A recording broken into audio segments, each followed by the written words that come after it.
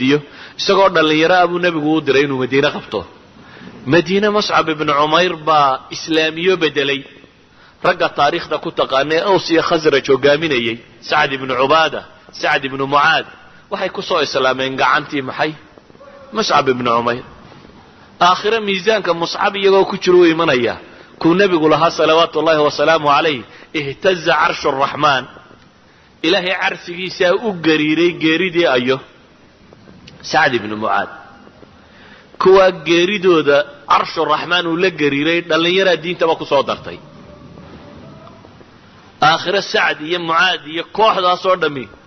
iyagoo miisaanka camaar ku jira bay imanayaan muscab ibnu cumayr iyagoo ku jira miisaankiisa ayay imanayaan yacni makada islaamku uu ku faafay ee raggaasi soo galeen iyo diinta soo galay muscab ibnu cumayr baa furtay muscabkaas ayuu ahaa ninkii uxud raayadii muslimiinta sidee gacanta markii la gooyey takale ku sidee gacmaha markii la jaray culamaai taarikh ay yidhahdaan caguhu ku hayay ilaa meel walba la goynayay muscabkaasuu ahaa kii markuu dunida ka baxayey markuu shahaada qaatay geeriyooday ninkii xaragada badnaa maro lagu kanfo looma helin maro lagu kanfo looma helin tuusitay baa shahiid buu ahaayoo lagu aasay laakiin waa ku cabdiraxmaan ibnu cawf tilmaamayay waa dambe ayaa cabdiraxmaan cunno loo soo dhigay laba isugu jirta laba shay innaga qadada imisaa laynoo dhigaa 10 shay oo kale noocadde salad iyo sharaab iyo hilib iyo khudaar iyo bariis iyo waxaasoo dhan cabdiraxmaan ibnu cawf baa laba xabo loo dhigoo kala nooca markaasuu ooyey baa la yidhaahdaa markaasuu wuxuu yidhi tayibaadkaygii baa annaga dunida naloogu soo horumariyey waa laba raashin oo yaroo kala nooca ayuu wuxuu leeyahay waxaan ka baqayaa inaanu noqonno kuwii dunida loogu horumariyey maxay wanaagoodiiba waxaa naga mida buu leeyahay markaa mid aan wixii uu shaqaystay waxba ka cunina ilaahay dib ugu dhigay muscab ibnu cumayr buu markaa ka warramay go'ii la saaray wuxuu leeyahay haddii madaxa laga saarana cagaha qaawismayey haddii cagaha laga saarana madaxa qaawismayey deetana nebigu wuxuu yidhi madaxa ka saara salawaatu ullahi wasalaamu calayh inta dambe cagaayona idkhiru saarsaara idkhirku waa iska geed yaroo cawskaasoo kalea kaa u saara cagaa dambana ku qariya laakiin noloshuu hadaf ka lahaa hadafkiisiina wuu xaqiijiyo wuu u dhintay waxay ahaayeen dhallinyaro kuwii aan odhan karno maalan nebigu salawaatu ullaahi wasalaamu calayhi madiine isagoo joogo wuxuu u baahday in luqada yuhuudeed cidi u barato si yuhuud aaminka ma ahee wixii heshiisi ay kala gelayaan ama wixii waraaqe ay isu qorayaan cidi ugu akhrido muslim oo uu ku kalsoon yahay saxaabi dhallinyaro ah aad u dhallinyaro ah zayd ibnu thaabit buu nebigu yidhi baro zayd ibnu thaabit inuu hadafkaasi xaqiijiyo culamaai taarikh qaarna waxay leeyihin dhowr iyo 10 casho ayuu ku bartay qaarna waxay dhahaan 20 casho ayuu ku bartay isku daro culamaai taarikh waxa le bil ka badan buu ku bartay ma jiro luqadhan inuu islaam u gargaaro luqa yuhuudeed u barto waxaanu ku bartay aqal min shahr 20 casho 20 casho ku barto waxay ahaayeen dhallinyaro nebigu markuu tilmaamayay saxaabada ulaa hebel baa waxaa idinku fiican hebel mucaad ibnu jabal baa la tilmaamaya inuu yahay ka xalaal iyo xaaraam idinku yaqaana mucaad muxuu dhallinyaronimuu ku dhintay xataa markii dambe mucaad ibnu jabal nin dhallinyaraa buu ahaa waxay ahayd saxaabadu ninka dhallinyaradii xataa makhaatirta ma arko cabdillaahi ibnu mascuud waa taqaanin saxaabadii iyagoo yaryar islaamay buu ka mid yahay weliba wuxuu ahaa nin marka tamartiiyo xoogga laga warramayo aad u dhuudhuuban oo lagu qoslo mijihiisa marka la arko maalin bay saxaaba ku qosashay mijihiisa intay arkeen markaasuu nebigu xadiidka waa ku tilmaamayey mijaha dhuudhuuban ee cabdillaahi ibnu mascuud ayaa miisaanka ilaahay agtiisa kaga culus jabal uxud buu ku tilmaamayey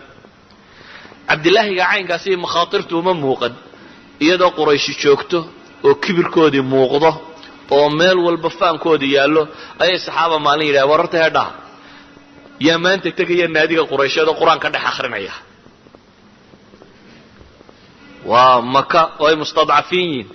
oo laga xoog badan yahay ayaa la yidhi yaa tegaya naadigoodii maaha yaa meelahan qur-aan ka akrinaya waa golihii shirki ee ay quraysh lahayd quraysh oo qofkii islaamee loo sheega dilaysa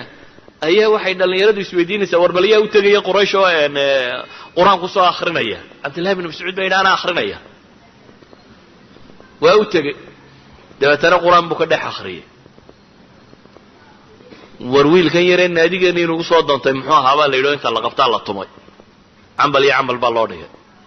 si aad u xun baa loo tumay yani ninka dhallinyarada ahi waa niman makhaatirta arag bay yidhaahdaan culamaai taarikh markay warramayaan waxay ahaayeen dad humuum xambaarsan isagoo aan hanti haysan xoola haysan waxba haysan laakiin raba waktigiisa inuu ka faa'iideeyo walidalik ayay ahaayeen dhallinyaro xataa qaadat aljuyuush ciidamada raggii hogaaminayay waxaan odhan karnaa ciidamo hogaamin daaya inay ilaahay dartii u dagaalamaan taariikhda waa ku wada daraasaysaan siirada marka la dhigaya waa wada maqashaan in saxaabo dhallinyari ay nebiga soo raacday oo uu yidhi wixii aan qaan gaadhin markaasi hayga noqda ha hadhaan oo dabeetana nin ka mid ah kuwii aan qaan gaadhin nin ka mid oo dhallinyarada ayaa la yidhi hebel isagu waa shiishyahan oo gamuunka hadduu saaro ragga waaweyne halkuu ku dhufto halkuu u dhigo uma dhigaan baa la yidhi soo daaya buu yidhi markaa ninkii shiishyahanka aya isaga la yidhi laabkiiyo qaasada gamuunka halkuu ku fiiqo lama waayo ninkaasi waa nin dee dagaal geli kara baa la yidhi iska soo daaya kii markii la soo daayo mid kale yidhi ilaahay rasuulkiisiiyow hebelka aad sii daysay haddaanu isgallo anuunbaa dhulka dhigaana nimaan ka xoog badnayba haddii dagaalka loo ogolaaday annaha laysii daaya dagaalka lay ogolaaday legda baa la yidhi waa la isgalay ninkii shiishyahanka ahaa buu dhulka dhigay labadaba soo daayuu nebigu yidhi salawaatu ullahi wasalaamu calayh idan waxay ahayn dad hadaf u nool qof lagaga celinayo goob rag isku hayo oo dagaal ka socdo oo farisiintii quraysh ay joogta oo raggii ugu dagaalyahansana ay joogaan ayuu ninkani rabaa inuu ka dagaal galo waana la celcelinaya waxaa la leeyahay ama maad qaan gaadhin ama inan yar baa tahay ama kaas baa lagu celcelinaya isna wuxuu rabaa xataa mayaadiin iljihaad inuu galo isagoo maxay dhallinyaro ah waxay ahayn dhallinyaradaas khaybar markii dhowr casho la isku dayay dagaalkii hore loo furan kari waayey ee uu nabigu yidhi maanta waxaan raayada u dhiibi doonaa aroorta mid ilaahayna jeceliya isna ilaah iyo rasuulkiisaba jecel alla iyo rasuulkiisuna jecel yihin dabeetana cali buu yidhi maya cali nin dhallinyaro ah buu ahaa nin dhallinyaro ah ayuu ahaa cali oo bakooraysan baa loo keena oo indhaha baan waxba ka arkaynin deetana nebigu salawaatu ullahi wasalaamu caleyh ruqya intuu akhriyay oo indhaa ugu tufay ayaa ilaahay ka fayday wixii hayay saasuu ku dagaalgelayay waxaan leenahay hadday dagaaltay iyo qiyaadatu juyuush hadday tay dhallinyaray ahaayeen raggii hogaaminayay hadday tahay dacwo iyo dad diin loo sheegayo dhallinyaray ahaayeen raggaasi magaalooyinka dhan furtay ee madiino oo dhan ninka furtay ninkaa dhallinyaradaabuu ahaa hadday tahay cilmi barasho iyo aqoon raggaasi looga dambeeyey zayd ibnu thaabit waa ninkaasi lagu aaminay inuu min kutaab ilwaxyi noqdo nebi moxamed salawaatu ullahi wasalaamu caleyh waxyigii ku soo degayey inuu ragga qoro ka mid ahaado waa ninkaasi ay saxaabadii waaweynayd u doorteen inuu noqdo ninka qur-aanka soo ururiya cumar iyo ay abibakar u doorteen waa ninkaa mar kale haddana saddexaad uu cuhmaan ibnu cafaan u doortay inuu noqdo maxay hogaamiyo guddigii la yidhi nusakhii kutubta ha u qoraan maxay magaalooyinka 7 kitaabe ama 6 kitaaba uu qoray cuhmaan ibnu cafaan ninkii qorayay buu ahaa idan waa ninkaasi uu nebigu ku tilmaamay afradukum cilmu lfaraa'id waxa idinku aqoon badani waa zayd ibnu thaabit zaydna wiil yaroo 12 jir u ahaan jiray waa mucaad ibnu jabal waa wiilkaa yar buu ahaa ee ibnu mascuud lahaa ina mucaadan kana umma qaanitan lilah inama kuna nushabbihu wuxuu tilmaamayay mucaad ibnu jabal buu leeyahy umma buu iska ahaa keligii oo ilaahay subxaanahu wa tacaala u khuduucsan waxaanu ku shabihi jirnay buu leeyahy ibraahim buu u ekaa baan odhan jirnay buu leeyahy nabiyullaahi ibraahim waxay ahaayeen dhallinyaro kuwaasi jihaatamaya goobaha dagaal waxa kaaga filan yaa dilay fircawna hadihi lumma ummadda tan nebigu kuu ku tilmaamay fircoonkeedii nebi muuse wakhtigiisii fircoon baa noolaa nebigu salawaatu ullahi wasalaamu calayhi mid ummadiisii ka mid ah ayaa imtixaannimadii shaydaannimadiisii markii laga yaabay lagu tilmaamayay inuu yahay fircawna hadihi lumma abi jahl. nebigu salawaatu ullahi wasalaamu calayhi mid ummadiisii ka mid ah ayaa imtixaannimadii shaydaannimadiisii markii laga yaabay lagu tilmaamayay inuu yahay fircawna hadihi lumma abi jahl. abi jahl cabdiraxmaan ibnu cawf muxuu lahaa? wiil yar baa dhinacaygaysa soo taagay buu yidhi. markaasuu wuxuu igu yidhi buu yidhi yaa cammi abi jahl waa kee? waa riwaayaad saxiixa. abi jahl baan raadinaya ninka abi jahl la yidhaha mey waa wiil yar oo ansaara oo madiine ku dhashay oo dhowr iyo toban jiriska oo aan makaba arag. abi jahlka la sheegayana warkiisuun maqlay ninkaa nebiga caayi jiray ee maagi jiray ee muslimiinta nafta isugu keenuunbuu maqlay laakiin bidhaatiisaba garan maayo. wuxuuse ku dhaarsan yahay inaan abi jahl maanta noolaanin. ninka dhana ciidamada wata inuu isagu isku beego. dabeetana wuxuu yidhi yaa cammi abi jahl mey? anigoo la yaaban buu leeyay kii su-aashiisii ayaa dhanka kalena mid kale iska kay soo taagay buu layidhi. markaasuu isna ila qarsaday buu leeyay. waxay rabaan xataa inuu keligii mid waliba loo sheego isagu keligii ninka soo dilo. kii kale dhinacayga kale istaagay wuxuu igu yidhi yaa cammi abi jahl mey? war maxaa ku falaysaa baan ku yidhi buu yidhi. waxay idhahdeen waxaanu maqalnay inuu ilaahay nebigiisa caayi jiray oo uu nebigu ka badbaadi waayey. waxaan isku dayayaa markaas buu leeyahy maanta inaanu sinaba u baxsanin. abi jahl oo sida geedka u muuqda buu leeyahy baaxaddiisa iyo weynidiisu oo ay ciidamo hareero tuban yihiin oo ay ku wareegsan yihiin ayaa halkaa ka soo baxay buu yidhi. labadan wiilla dhinacyadayda kuma aaminaya buu leeyahy. waxaan leeyahay buu yidhi ma rag waaweyne hareeraha kaa xigaan. yacni xataa meelahay ka xigaan ayaanu ka aamin qabin in weerarku uu ka soo galo inuu dee abi jahl u diro madaaye. haddana markuu arkay nimankani say musiriin ugu yihiin abu jahlka intan leeg inay ka takhallusaan ayuu wuxuu yidhi waa kaa ninkaad raadinayseen. labadiiba waa duuleen waa ku yaaceen. abi jahl ciidankii watiye wixii oo dhan inta la jeexaa seefta lagu boobay dhulkaa loogu tuuray. dabeetana nebigaa mid waliba u yimi isagoo le ilaahay rasuulkiisa iyo abi jahl baa soo dilay. anaa dilay iyo anaa dilay iyadoo laysku hayo. wuxuu ku yidhi seefihina miyaa maydheen? may bay yidhaahdeen. miyaa masaxdeen? may. keena buu yidhi seefihina. seefahoodii buu aagay. dabeetana wuxuu yidhi kilaakumaa qatala. labadiinuba waa disheen buu nebigu ku yidhi. labadiinuba seefihiinii waa ku dhaceen oo abi jahl labadiinuba waa dishay. ibnu cafraan mucaad ibnu camr ibnu ljamuux iyo mucaad ibnu alxaarit waa laba wiil oo yaryar oo ansaar oo dhallinyaro ah oo aan arag ayaa abi jahlka intaan le ka takhallusayay. bal ee maanta caalamulislaami dhul waaweyn oo la yaqaano sind iyo indiya. sind waa gobolka sare ee bakistan iyo indiya inteeda sare oo dhan ama qaybteeda badan waxaa furtay maxamed ibnu alqaasim ninkay culamada taarikh ku tilmaamaan. maxamed ibnu alqaasim wiil 17 jir u ahaa. ciidamada hogaaminaya dhulkaas maanta muslimku degan yahay furtay ee islaamku soo daray wuxuu ahaa maxamed ibnu alqaasim. waxaan leenahay waxay ahaayeen dadka kani ummad wax u nool rabta inay xaqiijiso. salafil ummana noocaas bay ahaan jireen. imaamu shaafici markuu u yimi imaamu maalik ee muwaطa'a uu ka qaadanayay 13 jir buu ahaa. isagoo ka yimi markaa reer maka sufyaaneynka iyo cilmigoodii isagoo reer maka soo dhameeyey ayuu madiine u yimi si uu imaamu maalik muwaطa'a uga xambaaro.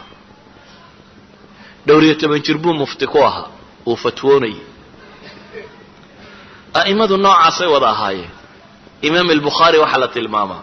wuxuu leeyahy 18 jir baan ahaa buu leeyahy markaan qadaaya saxaaba wax ka qori jiray. 18 jir baan ahaa markuu maxay qadaaya saxaaba wax ka tasniifinayay. dadkii muslimiintii hore waxay ahayn dad wax u nool. qof cimrigu waa intaan aynu nool lahayn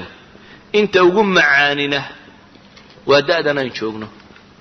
inta ugu macaani waa da'da dhallinyaranimo ee hawada joogtaan hadda.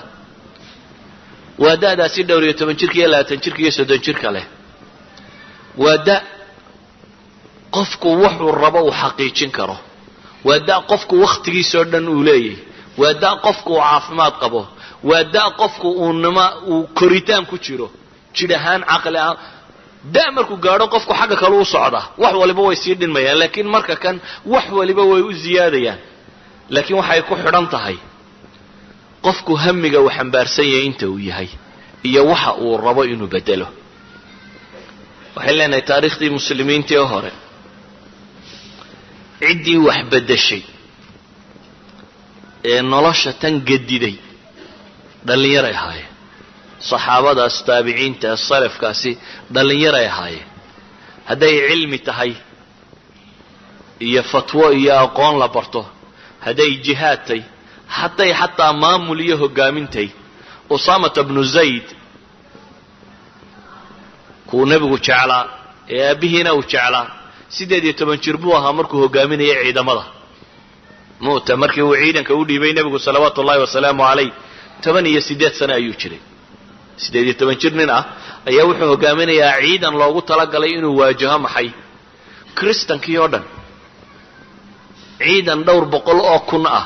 ayaa loogu talagalay inuu waajaho isagoo wiil 18 jir ah idan qaadatul juyuush ayay ahaayeen macaarigta rag bay ku ahaayeen cilmiga rag bay ku ahaayeen wax kasta oo nolosha waxay rumaysanaayeen inay bedeli karayaan faraqa inoo dhaxeeya muxuu yahay waxa inoo dhaxeeya koowaad wuxuu yahay waxay ahaayeen iyagu kow dad iimaan qalbigooda galay mabda'na u nool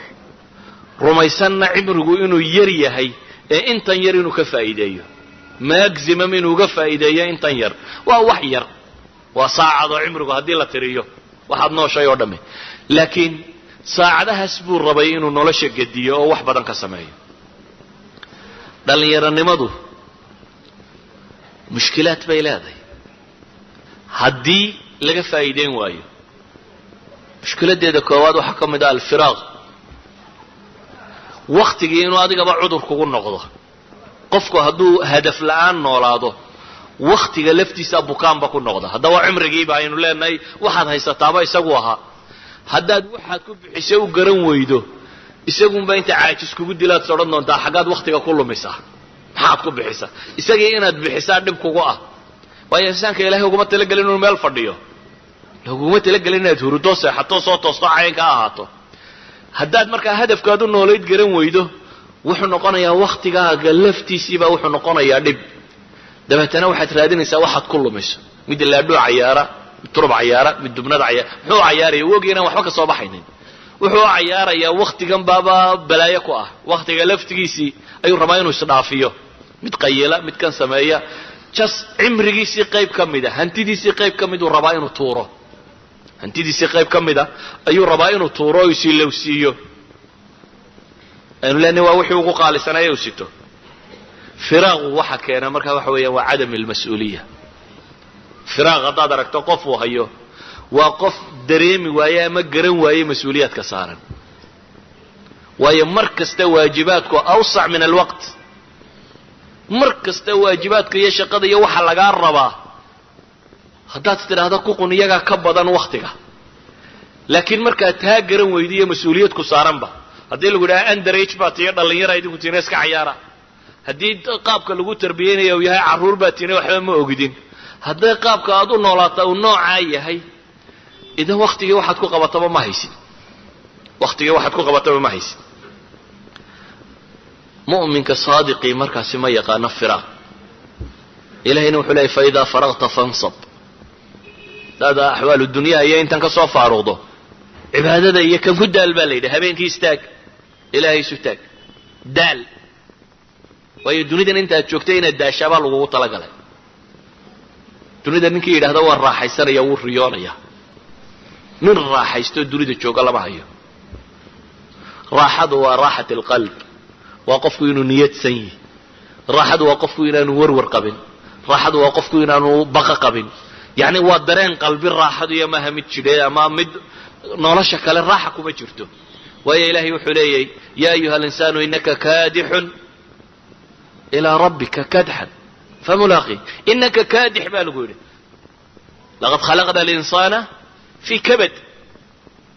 beer xanuun baanu ku dhex abuuraa la yidhi mid daalaya baa tahay baa ilaahay yidhi xagga allow daal nolosha tani male baa jaanis la yidhaahdo waan raaxaysanaya raaxadu waa inaad qalbiyan inaad deganti raaxadu waxa weeye maanta haddaad cadceeddaa ka shaqaynayso cadceeddaa haddii lagu yidhaahdo shaqo 12 duhurnimo 12 barqeed bilaabmaysaa jirta ilaa 3 galabnimo soconaysa oo halka ugu kulul laga shaqaynayo laakiin lagu yidhahdo maalintiiba $100 baa la qaadanaya ma la shaqaynaya madu malaynaysa ha waa la shaqaynaya ma adigoo caajisaysan oo le wallahi cadceedday gubaysaad shaqaynaysa mise adigoo sile wallahi 100 shaqee horta 3,000 bay bishii noqonaysaa yani satisfied baad ku tahay shaqada waad ku raalli tahay waayo waxaad isku qancisay inuu kaa soo gelayo maxay dhaqaale fiican kan marka qalbiyan waa degantay